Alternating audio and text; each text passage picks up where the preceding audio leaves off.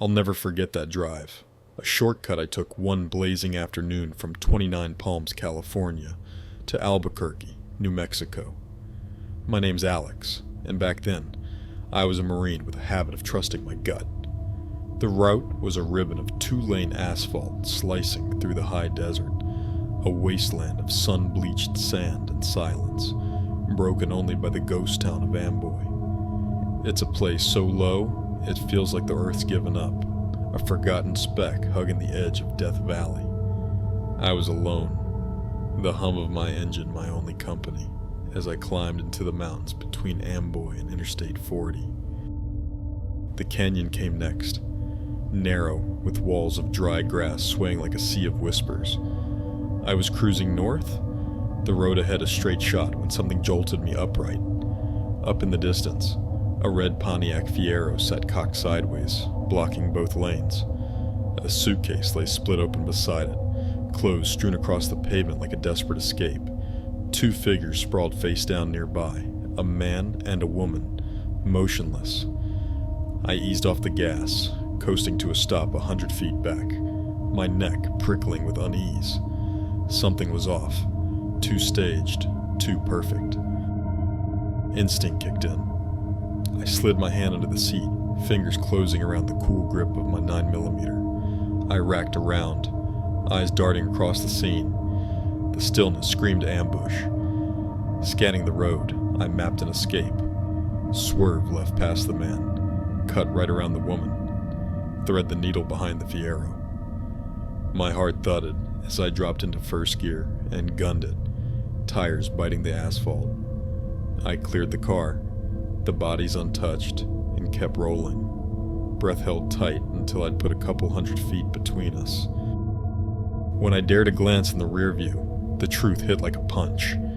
The bodies were rising, kneeling now, and from the grass, a swarm of figures erupted, 20 or more, spilling onto the road. My foot slammed the gas, the engine roaring as I tore toward the I-40 on-ramp.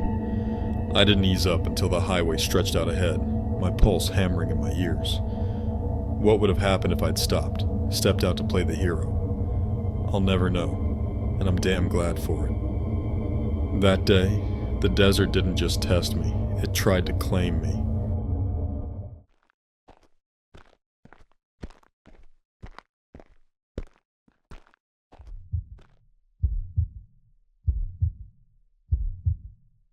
One crisp night, my buddies and I decided to chase some peace on the banks of the James River.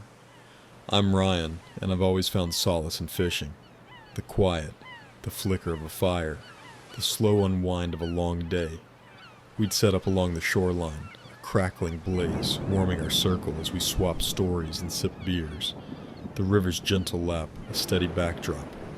The chatter flowed easy until, like a snapped string, it stopped. No one said a word. We just froze, eyes drawn across the water, pinned by an unseen stare, boring into us from the dark. It wasn't just a feeling. Something was out there, watching, and the air turned thick with it. A few guys tried to laugh it off, tossing out bravado like a shield, but then it came. A sound that ripped the night apart. A scream, high and jagged, clawed its way from the far shore. It wasn't an animal. It wasn't anything I could name. Just pure, wild agony, like someone voiceless was being torn open. Every hair on my body stood on end, vibrating with the echo of it. We sat there, statues carved from fear, until a second shriek hit. Louder, fiercer, shredding what little nerve we had left. That broke us. Half the group bolted for the trucks parked a few yards off, scrambling for the rifles stashed inside. We regrouped by the fire, weapons in hand, eyes locked on the opposite bank where the flames' glow danced off the rocks. Silence stretched, taut and unbearable, until the third scream exploded. Not across the river this time, but right behind us, a yard away in the bushes. It was on our side now, close enough to feel. We didn't wait. Gear abandoned, we sprinted, piling into the trucks as a fourth howl chased us from the tree line. Tires spun, gravel flew, and we tore out of there, hearts pounding, never looking back. We never learned what it was, human, beast, or something else. The James River kept its secret, and we left ours scattered on that shore, lost to the night.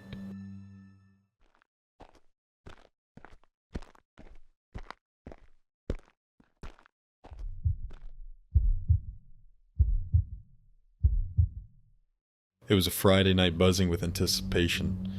Liam, my best pal, swung by to scoop me up for a hockey game in the city. I'm Noah, and that evening, I was a mess of haste, late as usual.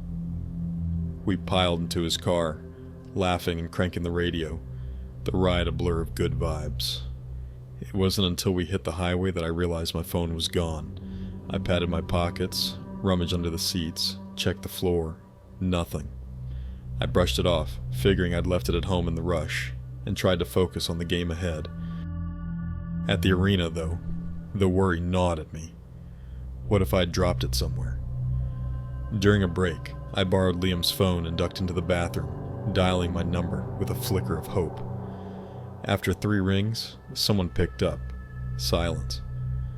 "Hey, it's me," I shouted, voice bouncing off the tiles. "Just checking if my phone's at home." No answer, just a heavy quiet that prickled my skin. I chalked it up to Ethan, my little brother, messing with me. He'd do that, the little punk, and hung up, shaking my head. The game ran late, and when Liam dropped me off, the house was dark. Grace and David, my folks, weren't home, and neither was Ethan. I stepped inside, the stillness pressing in, and called them. "We're out," Grace said. "Dinner? And a concert at the park with Ethan. Left right after you did? Be back in half an hour." I mumbled a thanks and hung up, frowning as I started hunting for my phone. Then it hit me like a cold wave. If they'd all been gone since I left, who'd answered my call? My stomach twisted, a sour knot of dread. Before I could think, the back door creaked open, then shut with a soft thud. I didn't wait. I bolted out the front, bare feet slapping the pavement, straight to the neighbors. Hands shaking, I dialed the cops. They came fast, searched the place, and found the back door ajar. No signs of a break-in. Nothing was taken, but the thought that sank deepest was this. Someone had been inside, close enough to pick up my phone, close enough to stay. We could have slept that night with a stranger breathing in the shadows, and that's a fear I'll never shake.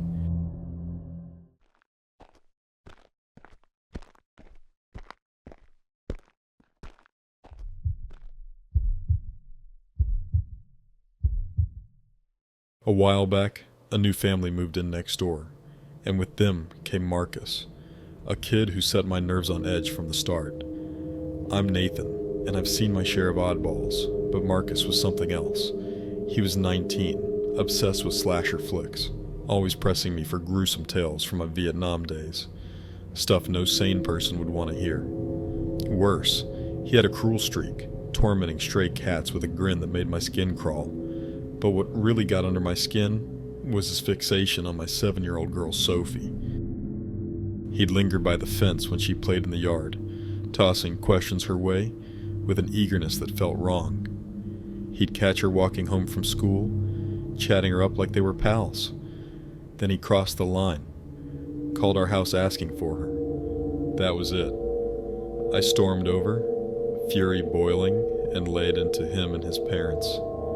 "Keep him away from her," I growled, "or you'll regret it." They nodded, pale and quiet, and for a while, it seemed to stick.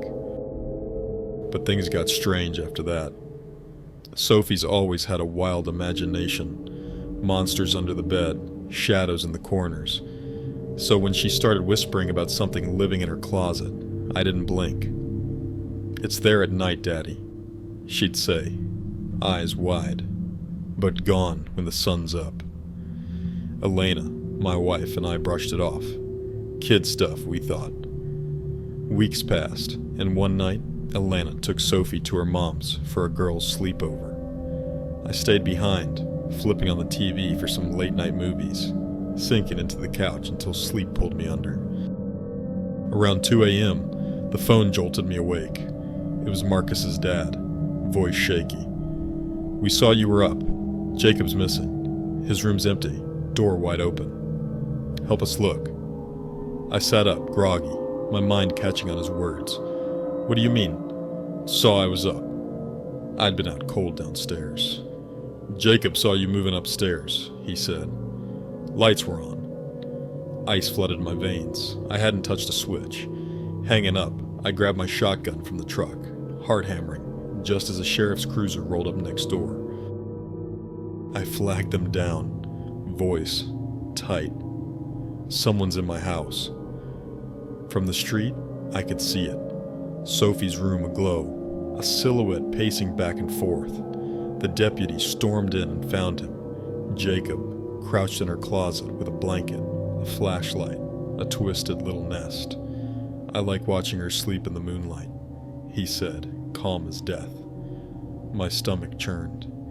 He'd been there, night after night, a phantom in my little girl's sanctuary, and we'd never known.